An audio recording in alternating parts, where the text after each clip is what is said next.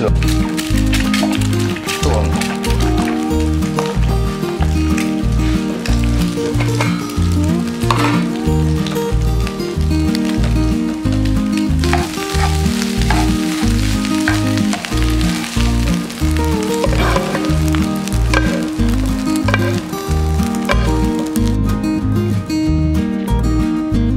stayed there last night. This was called Thunder Bay.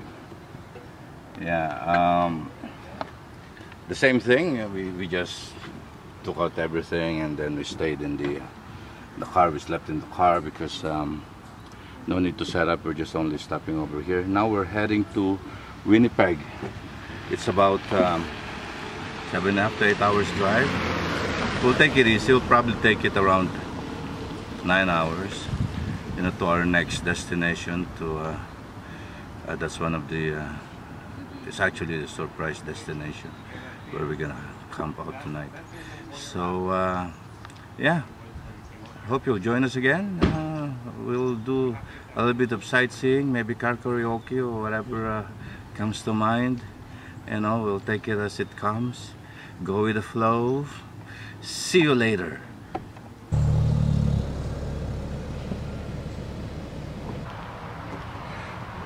We are paying tribute to Terry Fox, scenic, and this is called, this is named after him. This is called Terry Fox Scenic Lookout. Okay, Terry Fox, he was born in Winnipeg, and then he was an athlete, a marathoner, a basketball player, and he turned into a super athlete in the end. But before that, before he could accomplish that, unfortunately he developed bone cancer, and so his right leg were amputated. So after that he decided to do something unprecedented, and he decided to raise continue for 1 kilometer. He decided to raise money for cancer research. So he decided to do a marathon, super marathon, from East Coast to the West Coast, to raise money, hoping that he could at least have a contribution of $1 per Canadian citizen. So he started in Newfoundland, Labrador, and every single day he was doing it. But he again started feeling ill, and he was diagnosed that his original cancer had unfortunately metastasized all over his body, especially to his lungs. So he was confined then, and after 98 days of being hospitalized, unfortunately he passed away. This statue here and this park, this scenic lookout, is dedicated to his effort. And yeah, he died when he was 28 years old.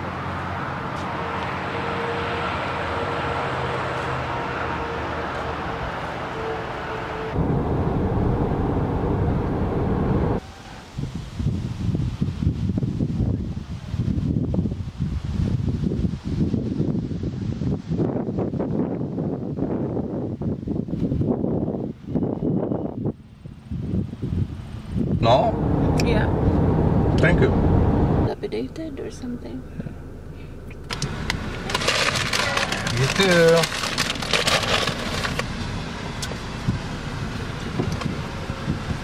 Naunahan niya akong nag-deer boars. Yeah. Actually, I should do that now. Let it.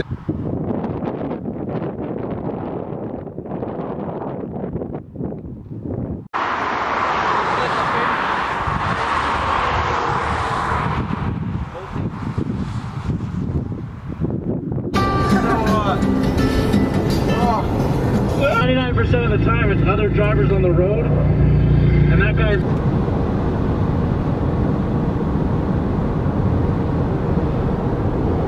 So we're in Manitoba actually now? I'm not sure. I didn't see the name. I didn't see the welcome to Manitoba. Why am I talking like in Tennessee? French. but this one, and I mean miles and hundreds of miles.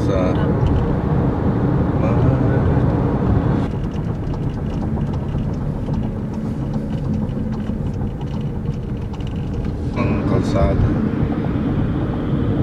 Quebec lang naiiba talaga. Dito na rin for sure yung Walmart first. Ha? Yeah. Pero hindi lang siya. Route 145.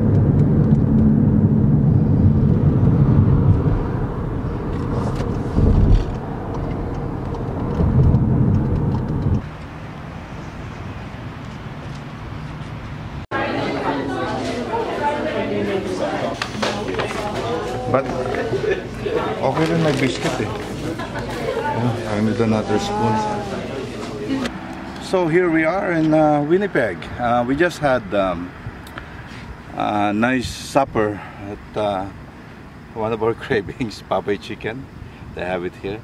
So this is our spot for the night. This is our booked accommodation for Winnipeg. It's Walmart Super Center site. Don't laugh, okay? We had to try it. It's part of the trend of travelers and people that likes to camp. As you can see, RVs, Rulo, or the pull-ups are allowed with special privilege, according to our research, to park overnight at Walmart. A lot of advantages. Of course, first of all, it's free. Legally, it's allowed. You know, it's within the agreement of owner of Walmart with the city. Like here, for example, though, restrictions. Yes, there are. For example, we were at the other site, other Walmart site, about 2 kilometers or so, something from here, but that's right in the center of the city, and the Walmart there is sharing a parking lot with hardware store, restaurants, bars, and everything, liquor store. So it's a shared accommodation. So you're not allowed there. You know, like city proper, when it's like center of the city, you're not allowed to park in that Walmart. But anything that is outside, like this, more of a residential area, this is away from, a little bit away. As you can see, there's in this parking lot, there's nothing else except Walmart. You know, in Walmart like that, you are allowed to park. You are allowed to park overnight. Okay, and in our case, I know we don't have a trailer or whatnot, but as what we've been doing in campsite anyways, like we're just modifying it, like the content in the back we're putting all in the front, so we're able to lie down in the back because we're only staying overnight. So I thought we should try it. You shouldn't. Anyway, we're just passing through. I mean, our main campsite is in Banff and Jasper. 3 days in Banff, 3 days in Jasper. Everything else is just a passing through kind of accommodation. So one of the advantages also is it's free. You don't have to pay anything, and by average, campsite for overnight is from $45 to $60, tax included. Here is free. Okay, there's no washroom, but Walmart closes at 10. They have a nice washroom there. We could freshen up there if we need to. The reason why, there it is, the bedroom. All the things are squeezed in for the meantime right now because we still need a driver's seat on one side. But let me show you the driver's seat. It's able to create. See, we're editing, and so that you know, we're sitting and then could edit properly, because you could only really just lie down in the back there. You can't sit and it's uncomfortable. So once Good morning. It's Saturday. What an experience last night. Anyway, we're in city central Winnipeg.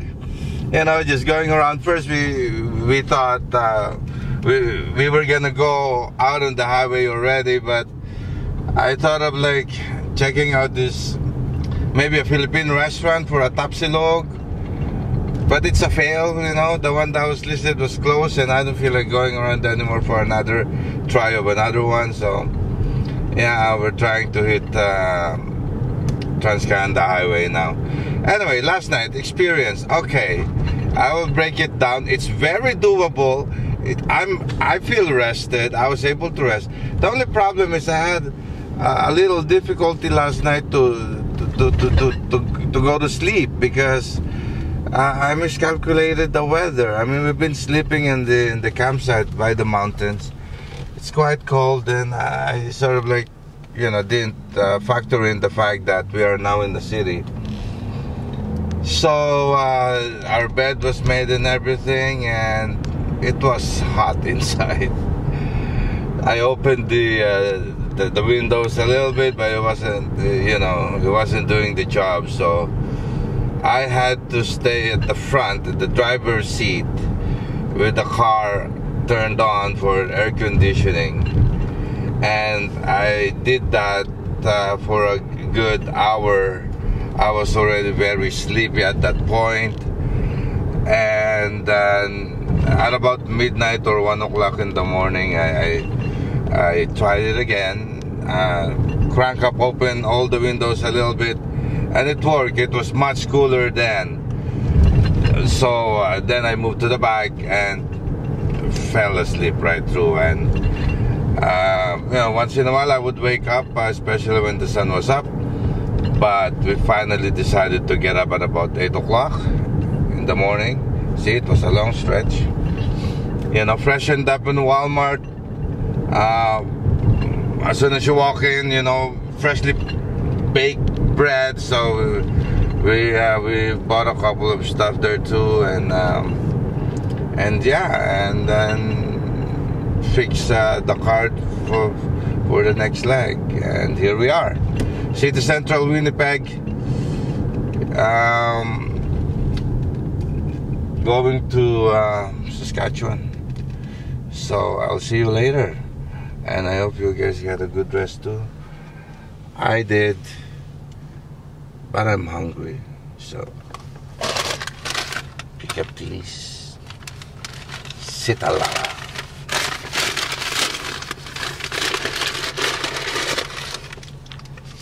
Have a good day, my friends.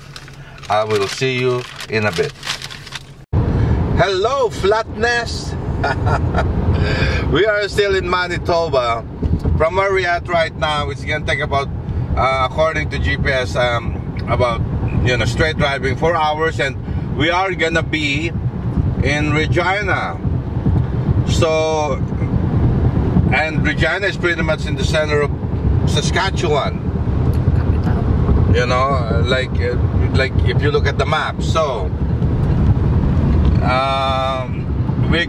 we could probably, we're not gonna stop in Regina. It would be a waste of time to settle in Regina after just driving 4 hours. So we're aiming about 8 to 10 hours. I don't know if 8 to 10 hours could get us out of Saskatchewan already, or we just entered. Probably we're just gonna be entering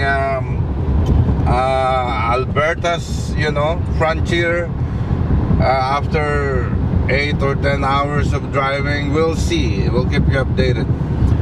But for the meantime, flatness as far as your eyes could see for probably the next 7-8 hours. Okay, so it has its own beauty. I remember from the last time out that we went here, you know, there's little house right in the center of, like, out of nowhere. Anyway, the last time I really enjoyed this leg of a road trip, this Manitoba Saskatchewan leg, and hope you will too. We'll show you what it's like. Okay, in a while.